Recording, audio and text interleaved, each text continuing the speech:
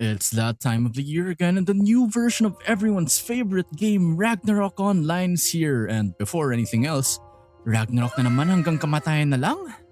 As stupid as it may sound, we actually encountered this title earlier this year during the most recent Taipei Game Show, with it being titled Ragnarok Online World Journey.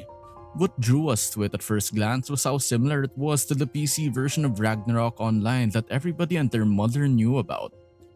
Sure, there may have been some info that didn't make sense because of the language barrier, but you know what? I too am an intro boy, and like with every Ragnarok title, I'll be giving this one a shot once it hits Southeast Asia. Now, it's been a couple of months since that experience in the Taipei Game Show, and Ragnarok World Journey localized as Ragnarok The New World. And with it came the class I was enamored with in the Gunslinger. In between and during the launch, another class in the Druid was released, but I was not a furry, and going bang bang like a Mobile Legend sounded cooler. For all intents and purposes, this is a joke. Sorry, furries.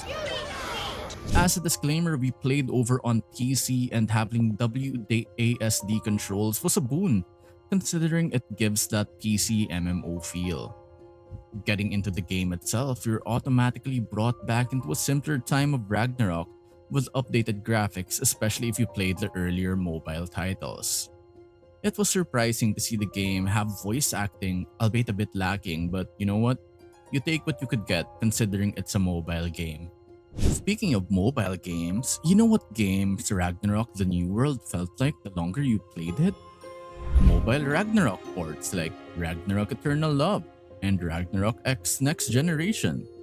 Seriously though, you could auto everything up to a certain point, and you even have a monster kill cap per day. But that's not that big of a deal because it took something from Genshin Impact's playbook. Restless behavior, more like done with farming for the day.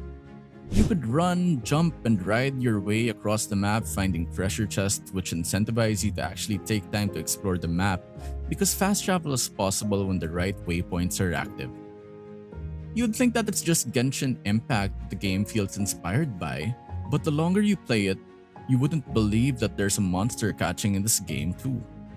I'm not referring to the baby monster jump scares you get with them being the global ambassadors and all, but full on catching monsters for your pockets as pets. Really, it's like some kind of PAL world.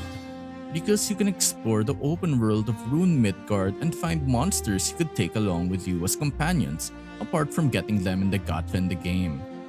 If you needed more reason to wander around and enjoy traveling, this is it.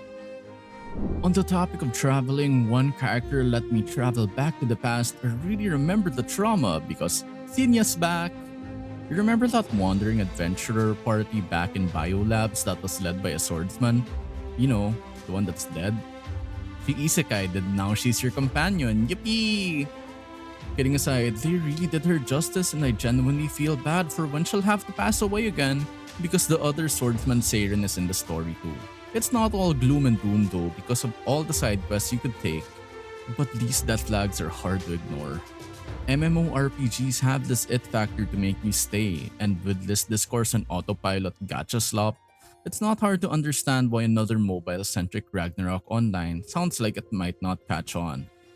It sounds uninspired, but after surprisingly getting addicted, the gameplay loop, specifically when you're fighting MVPs or raid fights, does get pretty addicting. Let's set aside how a certain fight is eerily similar to the Honeybee Lovely fight in Final Fantasy, and the Mistress fight also just happens to be an insect, and take the Moonlight Flower raid for example.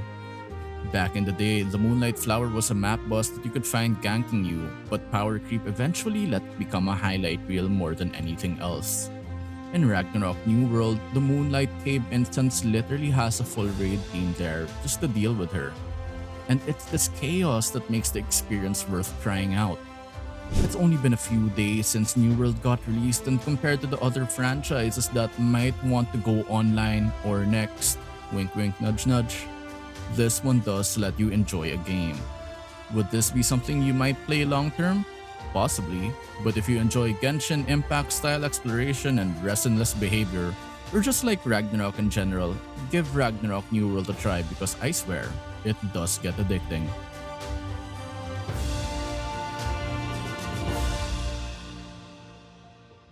For more content like this and other updates down the line, don't forget to like, share, and subscribe.